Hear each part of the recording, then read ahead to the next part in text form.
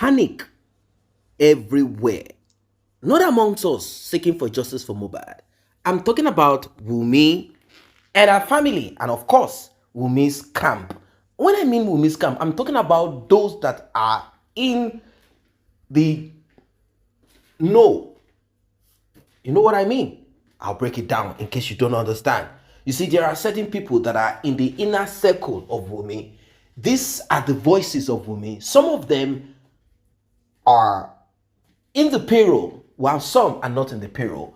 But with the new update, with what is happening right now, they have all retracted their steps. They are no longer in support of Wunmi, thereby revealing what we already have been talking about. This time around, it is about the paternity of Liam, the little boy that we heard is the reason why Mohbad is no longer alive.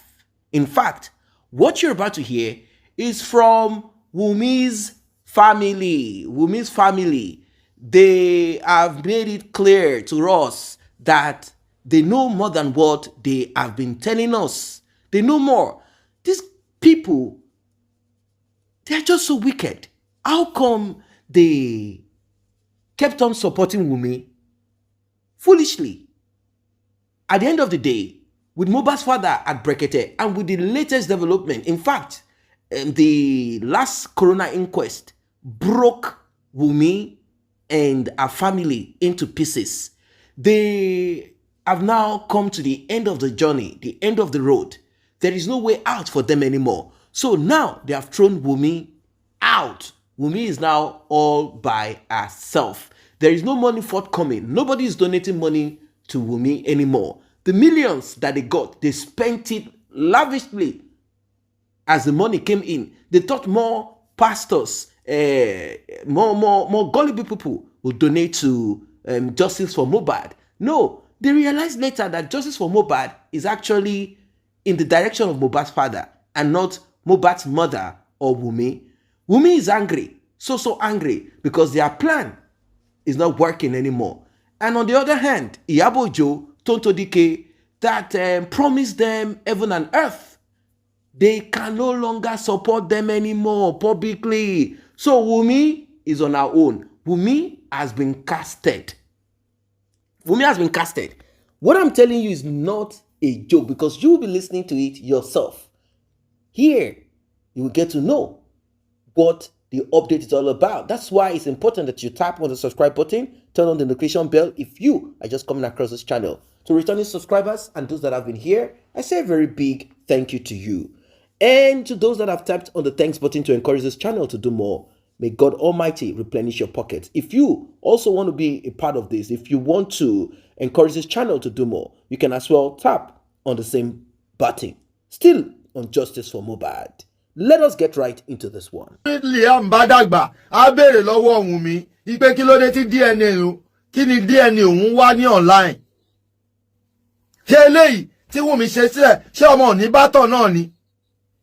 Báwo ló fẹ́ pa ìtàn tó ti kọ sílẹ̀ yìí, báwo ló fẹ́ parẹ́? Gbé sórí social media, Lizzy Anjorin, tó ní photo ní ìkànnà.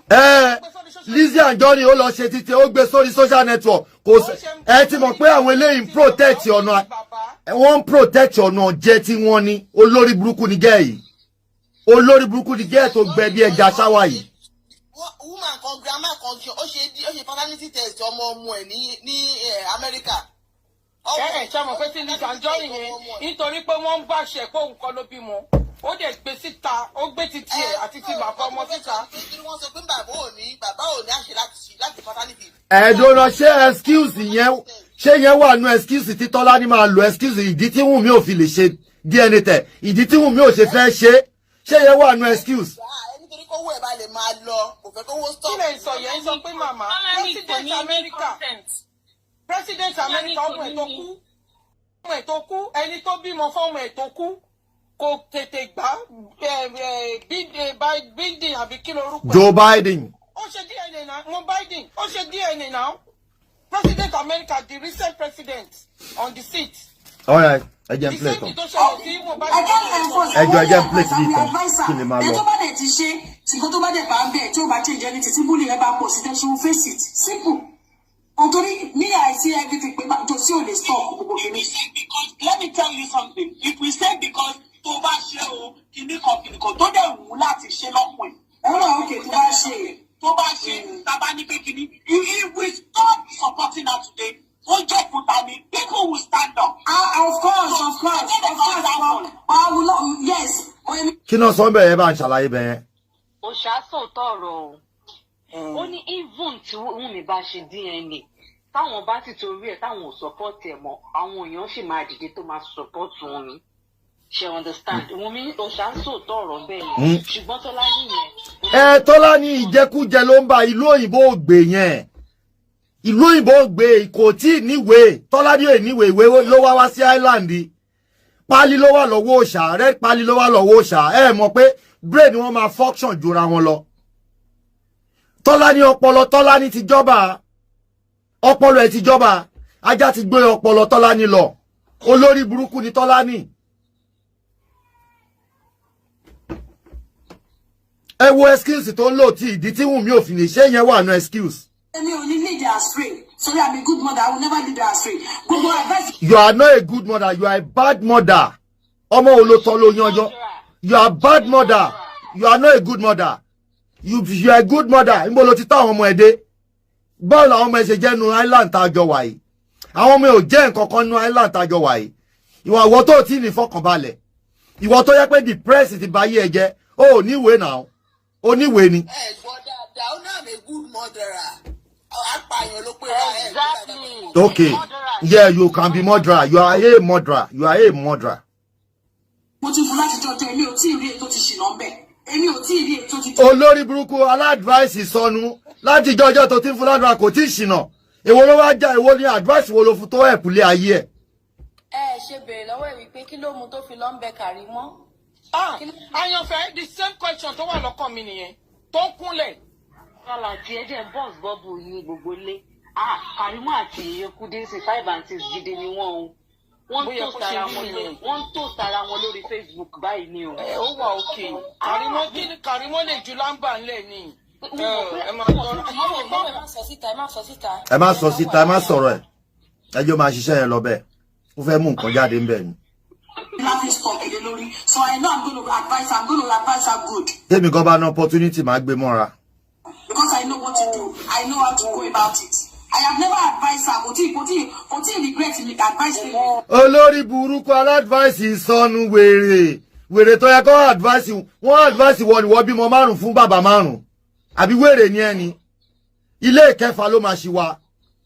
Àbólórí burúkú wọ́n tó need advice tó yẹ pé ilé ayé tiẹ̀ ò rojú kò ráyè. Ìwọ ló ń advice èèyàn. Ó yá gbogbo advice tó yẹ kí ló fi help lé ayé. Ó ṣọ́ọ̀tì wa dáhùn àbí. Olórí burúkú aláyé bàjẹ́. Aláyé polúkúrú muṣó dàbí ẹja ṣáwá. Everyone, so thank God for that anyway. Good morning, good afternoon, everyone. Hold on, ma. Ẹ ṣí èrè ni. Louis, are you there? Yes, I'm good. Okay, please go ahead. Sister Tolani, nǹkan tó nǹkan fẹ́ ká mọ̀ ni pé ọ̀rọ̀ yìí is already on social media. Màá bá yín gbé sórí Facebook. Don't bash mama. Here we see it. Here I'm going for ẹ máa mọ̀ pé mama ọ̀gán akíkanjú nínú àwọn obìnrin. Eskele wọ́n ń tàn yín, àwọn olórí burúkú wọ́n ti ṣe tán. Àwọn olórí burúkú akíkanjú lọ́dọ̀ àwọn obìnrin ó pa bàbá ẹ̀. Tó bá pé Mohbad ló lọ́mọ, ìyá ẹ̀ pa bàbá ẹ̀.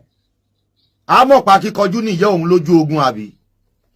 Tó bá yẹ pé okay, let's believe pé okay Mohbad ló lọ́mọ, ṣé ẹ mọ̀ pé ó pa bàbá ẹ̀ ni? Ẹ wọ wèrè ni, ẹ lọ́pọlọ o. Ṣé wọ́n máa ń bá yín ronú ni? Ẹ ti ya wèrè o, ẹ rẹ ní bá yín sòtọrọ olórí burúkú ni yín o. Olórí burúkú ayé àtọ̀run òun ni yín. Báwo lẹ ṣe máa ń ronú náà? Ọpọlọwọ ṣáájú Mohbad dé mọ́gù. Ọpọlọwọ ó ṣáájú Mohbad. Ọpọlọ yín ti jọba. Ẹ̀yin olórí burúkú aláyé bàjẹ́ yìí. And they fly out lórí social media. Here we understand. I'm telling you. Ṣẹ̀gbọ́n, eléyìí tẹ̀ wá. Ó ní tí Liam bá bẹ̀rẹ̀ pé kí ni DNA òun wá lórí social network pé Liam will understand. Ìwọ tí ẹ̀ ṣì sọ dáadáa.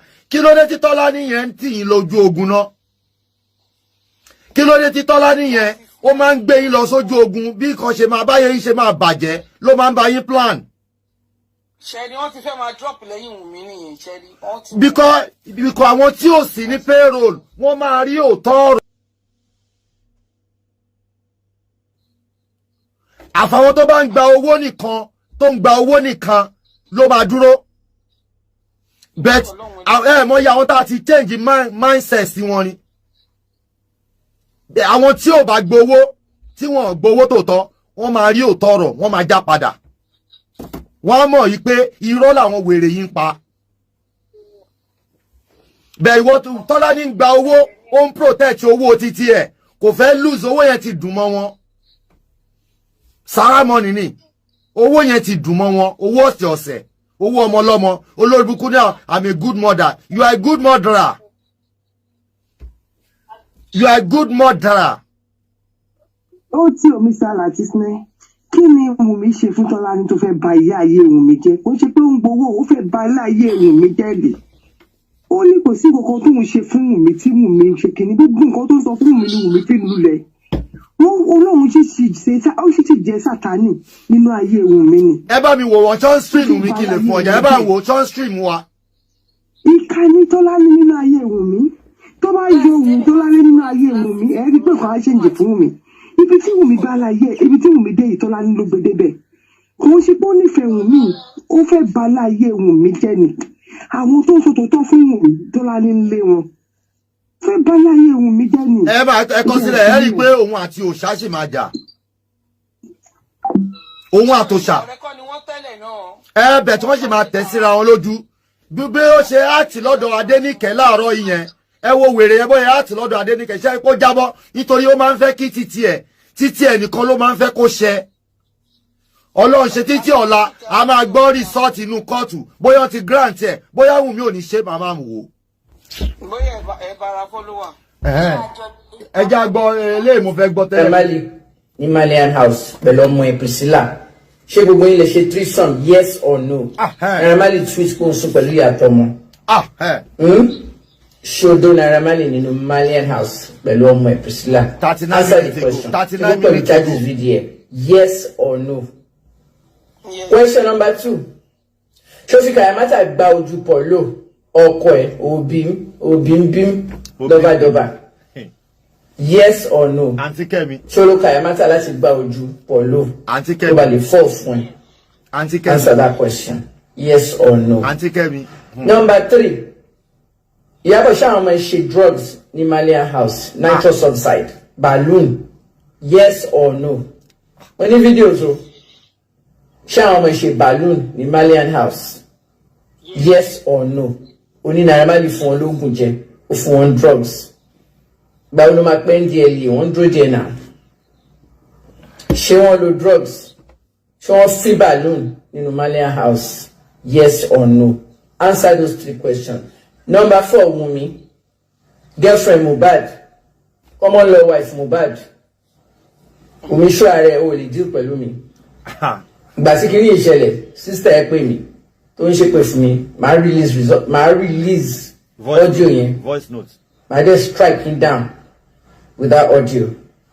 So má mess pẹ̀lú mi. Ìwọ àti àǹtí ọ̀dẹ̀ ti plan àbí. Ẹ ti ní new strategy. Gbogbo fans ti wọ page mi náà lórí Facebook Kemi Talks.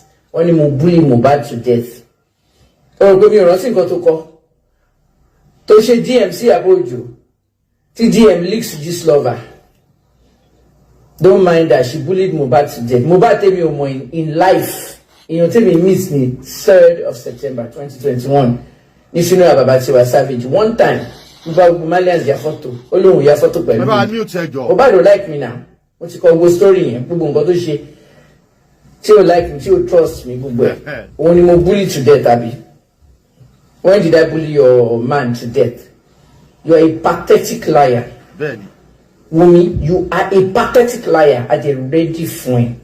Because o ti sọ pé mo nǹkan tó pa Mohbad o mọ̀ nípa ikú ẹ̀. O lè sọ. O láwọn èèyàn threaten ẹ. Kò sẹ́ni tó ń threaten ẹ. Ìwọ ló gún ọkọ ẹ lọ́rùn. Submit arrest to police. Kò sọ pé accident nígbà tẹ̀ ń jà. Submit arrest Wunmi. Ló bá tán. Tó ti yẹ. I hate injustice. Submit her rare. Not charge a manslaughter. Who back at least 5 years instead of life for murder. I want to support go down. Oje lọ London at America kó lọ wọ àwọn fans Mohbad but on dán wò bẹ́ẹ̀. Wọ́n ti look for transparency. Wọ́n ti wọ NMS lab. Wọ́n ti gbé lẹ́tà lọ sí US Congress. Àwọn nǹkan kan máa strike down. Transparency and accountability. Àwọn ti London wọ́n ti ṣe protest. Wọ́n ti lọ Nigerian embassy. Wọ́n fẹ́ gbé lọ sí UK parliament. Ṣé o ti ready fún gbogbo yẹn Wunmi? Irú ìyàwó ìṣòwò ni ẹ́. Wọ́n disclose autopsy àti toxicology ọkọ ẹ̀. Ó sọ̀rọ̀ rárá nínú mídíà. Wọ́n láwọn kan sáré tẹ̀lé ẹ̀ wọ́n fẹ́ pa Liam gbogbo ẹ̀. Má jẹ́ kí n gbọ́ lẹ́nu ẹ pé mo bully Mohbad to death. Má come up with any stuff. I have screenshots of people writing this on my page. Ẹ má mess pẹ̀lú mi because mo ready fún yín. I'm not in Nigeria anymore.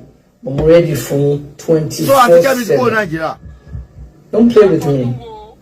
Mo ti retire as investigator. Nǹkan tó fẹ́ ṣe náà rèé ló fi kúrò because ó mú lọ́wọ́ dání ni kò lè sọ̀rọ̀ Nàìjíríà náà. Àpapọ̀ ṣáà wò pé ládùúrò ọ̀rọ̀ tí àǹtí yìí sọ so àǹtí ní ìlú wo náà wà nísìn. Ọkọ̀ọ̀kan lọ Ghana bóyá ọ̀dẹ̀ ti wà Canada but wọ́n disclose mu but wọ́n sí Nàìjíríà. All right. Journalist. You know, me pay me ni ma show ẹ. I've said my own. Lọ confess. Lọ confess. Ẹ mú iPhone ẹ hide ẹ destroy ẹ. Ẹ rò pé ọlọ́pàá lè lọ bá Apple. Inú server Apple ní gbogbo evidence wa. CC camera tẹ́lẹ̀ kò ṣiṣẹ́ wọ́n tàn. Server yẹn ṣì máa jáde. So everything is falling into pieces in the camp of Wunmi. They have realized that there is no way out of this. They have realized that there is nothing that can work in favor of Wunmi anymore. So all of a sudden, they have started blaming Wunmi. She must get DNA done now. These were the people that were saying, enough is enough. Stop bullying Wunmi.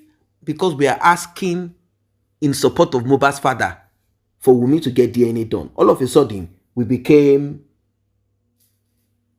enemy. Can you imagine? All of a sudden, we became enemies because we said, okay, Mohbad's father, you are correct in requesting for DNA, and we are totally in support of you. They said, no, we are enemies of progress. We don't want justice for Mohbad. If we really want justice for Mohbad, let us forget about DNA. Let us attack Naira Marley and Sam Larry. That those are the culprits. Those are the people that bullied him. In fact, that they bullied him and they bullied him inside of his bedroom. When Wunmi is one of those that was with Mohbad till his last breath. So what are we talking about here? These people are very funny, isn't it? So now they have started turning against each other. They've started turning against Wunmi. Wunmi, you're on your own. You are on your own. Wunmi knows that there is no way out of this one. She knows that there is no way. They are no longer going to support her. So what Wunmi is going to do is that she's going to make this, she's going to turn this into a rough thing because Wunmi cannot just get DNA done regardless. Regardless, Wunmi cannot get DNA done. Regardless of whatever it is going to be, Wunmi will not get DNA done normally. So there are two options. Is either Wunmi run out of Nigeria. Yes, you might be wondering, like, what am I saying? Yes, it is either Wunmi runs out of Nigeria with that child, and if Wunmi does that, she's going to forfeit everything. And that is the problem. Wunmi does not know what to do. So the only option available is for them to see how they can eradicate Mohbad's father, if you know what I mean. That is the only thing. If they can erase Mohbad's father's existence, all of this will go away. Mohbad's mom is hell-bent on this. I mean, she's desperate. It's all about the money for her. How can I do this? How can I do this? Will this man win? So this man is going to win at the end of the day. What should we do? How do we go about it? How do we erase him? Because now she's going to be sent. But Mohbad's father has already said, my ex-wife. You all know what that means. When a man says my ex-wife, it means that there is nothing in this world that is going to join Mohbad's father and mother back again. Nothing in this world. That is the meaning of it. When a man says, my ex-wife, my ex-wife, my ex-wife, that is it. It's as if this demise of Mohbad is waiting for both of them to finally break it apart. To break that thing between them apart. Can you believe it? To break it apart. That's just what this is just waiting for. Because I've never seen such a wicked and unthoughtful attitude. All for money. Who does that? And all she's talking about and repeating is that Mohbad's father wants me to join in lies, and I cannot lie. I am a Christian. I cannot lie. I cannot lie on Wunmi. If money is not involved, will she be saying all this? If money is not involved, will she open her mouth to say this? If money is not involved, I'm very sure that she will not open her mouth to say all of these things. No, never, never. It's not possible. It's because there is money involved in every of these things. That's why she's opening her mouth to talk. That's why she's opening her mouth to speak. That's why she's opening her mouth to say a lot of things. Money, money, money on her mind. Nothing more, nothing less. That's all that she cares about. So, everything has turned upside down. Soon, the DNA will be done, and Wunmi will go underground. She will get herself off from social media so she cannot be contacted by anybody. She will continue wearing face cap, and maybe one day she will look for some money to find how she's going to go to one of those African countries. Maybe she will go to Kenya, where there is a lot of things happening there. Maybe that's where Wunmi is going to go, because Wunmi will have to leave Nigeria. Where is Wunmi going to stay? Wunmi will have to leave Nigeria, but unfortunately for Wunmi, her face is plastered all over Africa. All over Africa. So where's Wunmi going to go? Who's going to take her to America? Because that's the next thing, like, okay, anyhow, do the DNA. Whatever comes out of it, you will come to America. But the thing is this, the only reason why Wunmi is important to her mom, because Wunmi, like the other children of this woman, they are of no importance. The only reason Wunmi is important now is because there is money to be made. They have calculated how much they will be making. That's why Wunmi is important. That's why they need to cover for Wunmi. And once it is clear, as it is becoming clear, that that child does not belong to Mohbad, it means that that child is of no use to them. And Wunmi too is of no use to his mom. So Wunmi is not going to America. Wunmi is not going to anywhere. Wunmi is on her own. No. Wunmi is on her own. That is the totality of everything. And you heard what Kemi Oluloyo said at the end of the day. That this is no longer a joke. This is not longer a joke. Fans of Mohbad abroad, in the US, everywhere, they are ready to go all the way. They are ready to press. They are ready to push. Whatever it is that it takes, they are ready to do it to make sure that even NMS, or is it NHS or NMS, that's a laboratory, the so-called laboratory in the US, that the Lagos state government claimed that they got DNA done. Toxicology and autopsy. No problem. You will see what's going to happen soon. Everywhere, ladies and gentlemen, is on fire. Everywhere is on fire. Everywhere is on fire. This is the beginning of the end of Wunmi and a cartel of emptiness. These are women afraid of DNA. They are afraid of DNA so much. But we know the truth.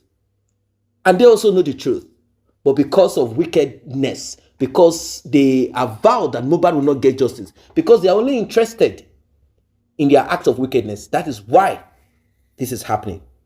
This is expected. Once your fan base, your support group, your family, once they turn their backs against you, you already know that you are finished.